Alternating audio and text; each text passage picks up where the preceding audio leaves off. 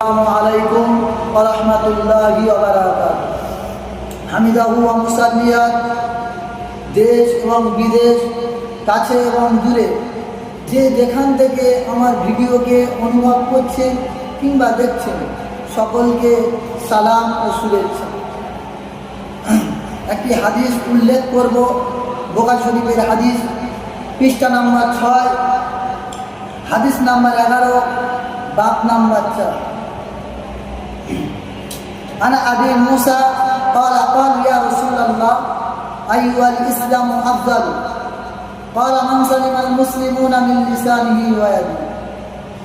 कौन सा इस्लाम अफजल है, কোন ধর্মটা উত্তম? আল্লাহ রসুলের কাছে জিজ্ঞাসা করলেন। আল্লাহ রসুল বললেন, কোন মুসলমান অপর মুসলমানের হাত এবং জবান থেকে সালামতে থাকবে, রুখে থাকবে।